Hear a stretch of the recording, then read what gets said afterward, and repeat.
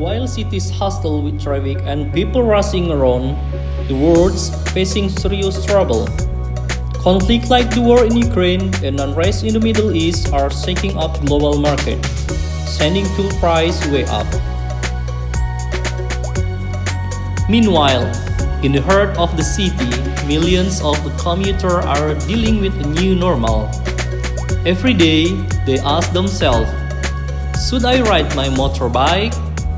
Grab an online ride? Hop on the commuter train? Or simply walk? All those choices are now shaped by one key factor: fuel prices. As daily costs go up, people have to adjust, and that's where the story of change begins. And now, we will discuss about the effect of fuel price increase on the urban commuter preference. See how the price shape our choice and how those choices shape the future of our transportation. Assalamualaikum warahmatullahi wabarakatuh. Hello everyone, my name is Bukhari Zainal Arifin. I am currently an MBA student at Bandung Institute of Technology. Today I will be presenting as part of exam for Economic and Business Landscape Analysis. The title is The Effect of Fuel Price Increase on Urban Commuter Preference. This presentation is continuation of the essay I wrote, which was created by studying several index journal and information from credible government institutions. Okay, let's get started.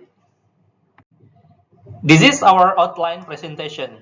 For the first, background, and then literature review, and then associated empirical research, and then discussion and analysis, and at the end, conclusion and recommendation. First of all, we will discuss the background to this presentation topic. As we know, global oil price rose due to supply-demand imbalances, energy subsidy policy between countries, and geopolitical turmoil such as COVID, and then Russia invasion of Ukraine, which trigger price spike and uncertainty in the global supply chain. In Indonesia, rising fuel price have significantly impacted urban mobility pattern. According to the Indonesia Energy Outlook 2023, the transportation sector account for about 51% of national energy consumption. So it's making it highly vulnerable to energy price fluctuation. The government has begun adjusting its subsidy policy to bring fuel price closer to their economical value as reported by IMF in 2023. And then from 2015 until 2025, trend charts show that Indonesia fuel price will rise significantly.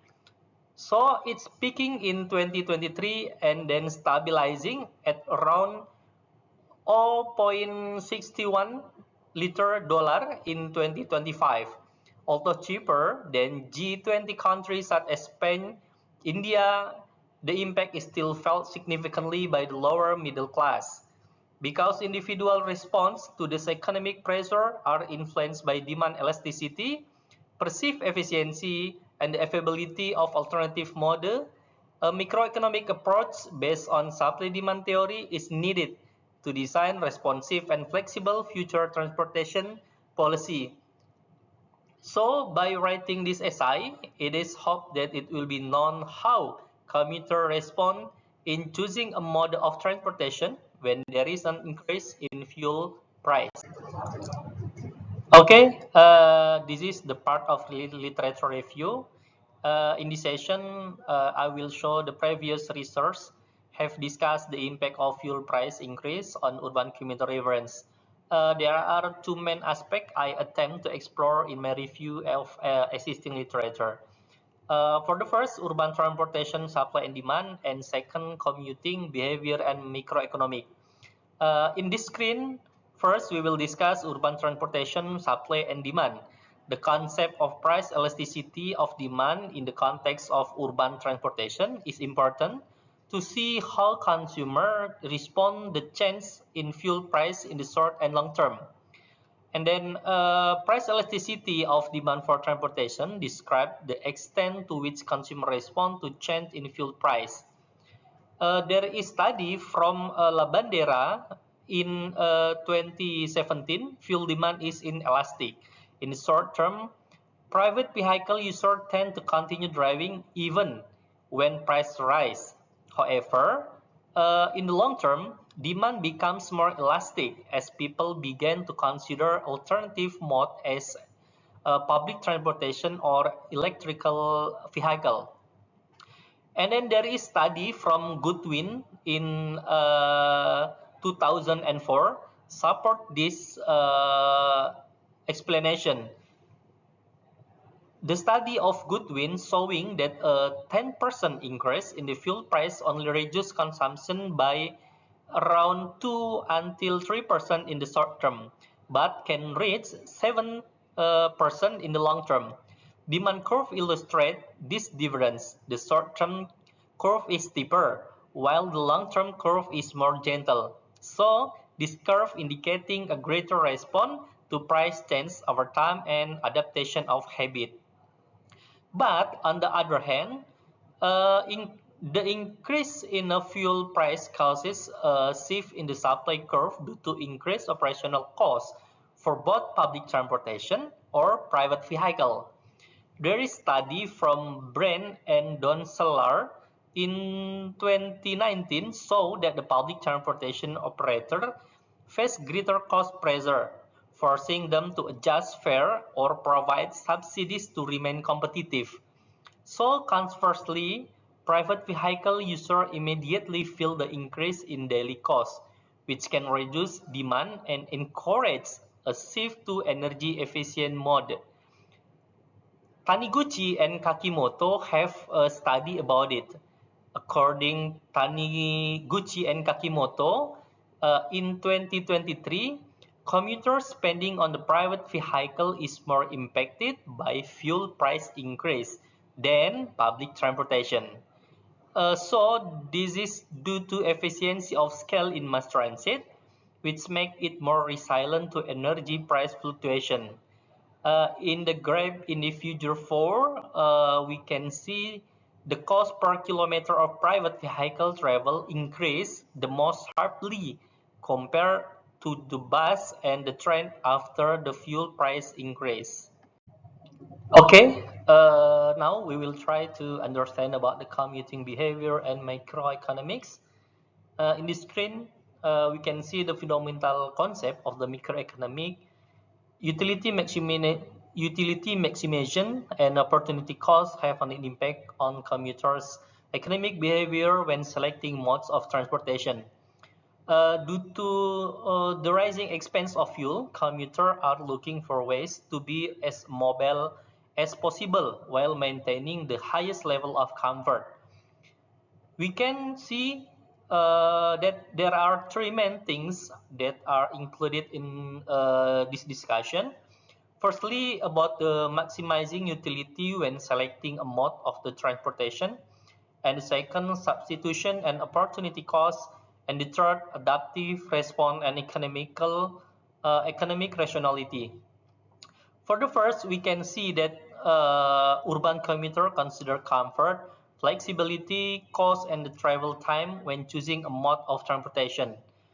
But for lower middle income groups, rising fuel price have reduced the attractiveness of private vehicle, making cost efficiency and comfort key factor in their decision making. But in the other hand, substitution and opportunity, rising fuel price increase the opportunity cost of private vehicle use, encouraging substitution behaviors such as using public transportation or electrical bicycle. Commuters tend to avoid high costs by reducing trip frequency or switching to more economical modes. And at the third, about adaptive response and economic rationality, fuel consumption exhibit low price elasticity in the short term, but increase in the long term. Commuter response to price increase are also influenced by non-price barriers such as the quality of public transportation and the availability of alternative modes. So a combination of pricing and non-price policy is key to changing transportation behavior in this term. Now, I will explain associated empirical research. So we can see at this screen, there are examples in 3 related cities that we can learn from: Jakarta, London, and Singapore. Understanding commuter response to rising fuel price reveal key insight. As the travel choices are shaped by income and then by transport access and by perceived alternative.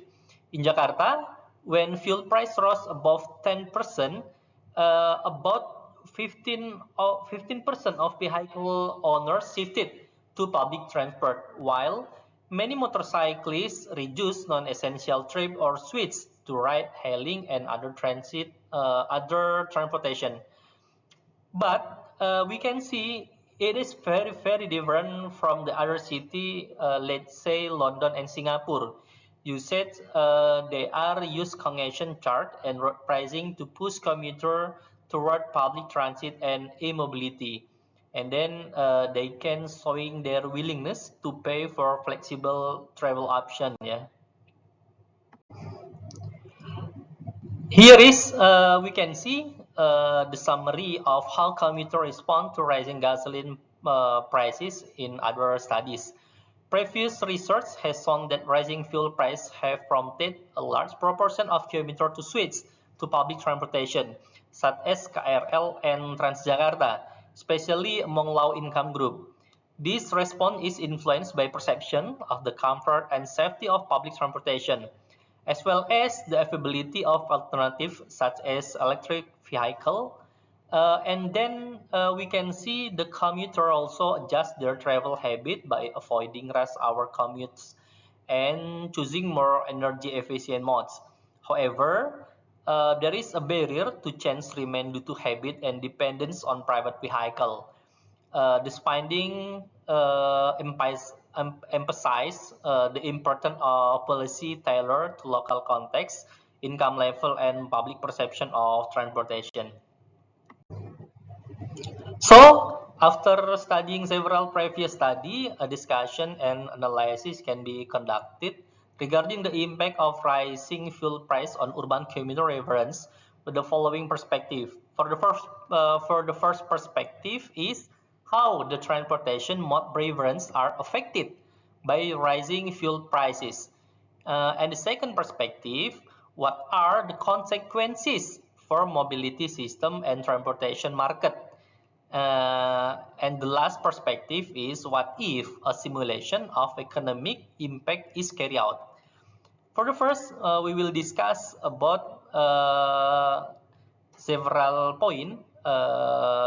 As we can see in the screen, rising fuel prices are a major factor driving people, particularly in Jakarta, to switch from private fossil fuel vehicle to public or environmentally friendly mode of transportation. Hidayah in 2022 found that more than 50 of motorcyclists are willing to switch to public transportation if fuel prices increase by more than 30%. And then in other side, finding by Prabowo and Handayani 2023 also saw increased interest in electrical mode and mass transportation such as KRL and Transjakarta, especially among cost-sensitive middle class and productive age household. Simulation data from 2022 until 2024 show that when fuel price increased from 7,000 to 13,000 per liter, public transportation use increased from 25% to 46%. While motorcycle and private car use decreased significantly. We can see furthermore, private electric vehicles such as e-bike and e-scooter are starting to be considered, especially for short distance mobility. due to cost efficiency and policy incentive. This finding highlight the sensitivity of transportation mode preference to change in energy price. Furthermore, we can see from this chart, we can see that change in transportation mode preference are not only driven by rising fuel price, but also by government incentive, convenience, and accessibility of alternative modes. According to Siregar at 2023, commuter consider time, convenience, and ease of access when choosing a mode, not just cost. And then Sari and Fadli in 2022 show that the upper middle class household tend to wait for policy such as a fare subsidy or infrastructure development, while the lower middle class adapt more quickly. This change is further accelerated by incentives such as Nol Rupiah, fare for the student, e-bike subsidies, and multimodal road integration, which according to Pratama and Yusuf 2022, they say that increased the number of young Transjakarta user by 12% in 3 months. The graph at the screen we can see reinforce this finding with the main factor influencing transportation mode choice being fuel price about 38% and then comfort 25%, travel time 15%, and then incentive and subsidize 12% and accessibility 10%. This finding emphasizes the importance of comprehensive and contextual policy approach is encouraging transportation mode safe. Okay, now we will continue to explain about other perspective. At the screen, we can see the next perspective is consequence for mobility system and transportation market. There are two important consequences of rising fuel price on the mobility system and transportation market. For the first is pressure on public transportation capacity and the opportunity for transportation toward a sustainable transportation system. But I'm sorry, in the right side that there is a wrong title for the block effect on the supply and demand for the public transportation. I forgot to replace. So I will try to move in the left side for the first explanation. So we can see by the table and the other narration, we can see that the fuel price increase has led to a surge in demand for public transportation, as many commuters switch from private vehicle. However, this surge has not been matched by adequate service capacity, and as evidenced by the 27 increase in Transjakarta passengers in the 3 months following the fuel price adjustment. This result in overloading and then delay and reduce the comfort. The table show that the passenger number exceed the maximum service capacity. So, as Pratama and Yusuf in 2022 say that we need for policy intervention. This condition emphasizes the need for reorganization of public transportation through fleet expansion and then headway management and the multimodal road integration to make the system more resilient to energy pressure and surge in demand. And then we move at the right side, we can see the opportunity for sustainable urban transportation transformation. On the other hand, the energy crisis presents an opportunity to transform urban transportation system toward a more energy efficient and low emission approach. Febrianti notes that the use of electrical bicycle increased by up to around 250% in metropolitan area after energy price adjustment, particularly among worker and student. Driving factor include more affordable costs and then modal flexibility and non-fiscal incentives such as the odd even traffic policy. So, furthermore, Handayani and Prabowo say that the crisis also accelerated intermodal network integration, integrated ticketing system, and service digitization. Overall, this momentum support plans to develop an integrated and then energy efficient urban transportation system aligned with the national net zero emission target. So this is the last part of discussion and analysis. This is the last perspective, simulation of economic impact. As for the economic impact of the increase in fuel price on transportation behavior and household expenditure in urban area, based on the simulation of price elasticity and cost of living, two things can be seen. For the first is fuel price impact simulation on the transportation demand and the simulation of fuel price effect on the monthly living expenses for the commuter. For the first, we will explain about fuel price elasticity of demand. Based on meta-analysis by Nugroho, the price elasticity of demand for private vehicle in urban area range from minus 0.25 to 0.0 minus 0.45. This means that around a 10% increase in the fuel price can reduce private vehicle use by 2.5% until 4.5%. The simulation at the table show that 30% increase in the fuel price can cause a 9% decrease in demand for private vehicle. On the other hand, we can see that the impact of household expenditure. A study by Dibia show that approximately 18% of lower middle class urban household expenditure are spent on transportation. On his proportion increase sharply if fuel price increase by more than 15%. The simulation in the table show that 30% increase in the fuel price would increase monthly transportation costs of the people. So for this topic, we can conclude that for the one, fuel price increase affects spending pattern and transportation mode preference, but the demand elasticity for private vehicle being low in the short term, but increasing over time if supported by alternative modes and incentive.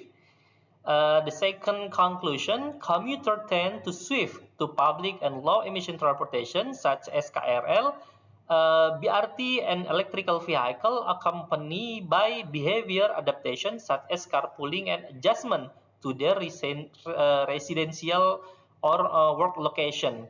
And the last conclusion is fuel price pressure create policy opportunity to encourage infrastructure investment, service integration, and digitalization of transportation system, leading to a more efficient, inclusive, and sustainable mobility ecosystem. Thus, there are three key recommendations for the government, for the industry, and for academics and researchers. For the first, for the government, fuel subsidy policy reform and incentive for low-emission transportation need to be implemented gradually, accompanied by continued investment in the mass transportation infrastructure such as MRT, BRT, and intermodal integration. And the second recommendation for industry, transportation and logistic companies need to adapt their business strategy through service diversification, electric fleet development, and product innovation such as electric bicycles and environmentally friendly AI-based ride-hailing service. And the last recommendation for academics and researchers, further research is needed on the price elasticity of transportation mode choice in developing cities like Indonesia to produce more accurate, contextualized, and evidence-based policies. This is some reference from a journal.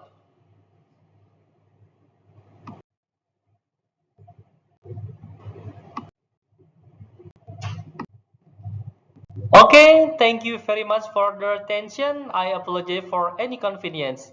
Wassalamualaikum warahmatullahi wabarakatuh.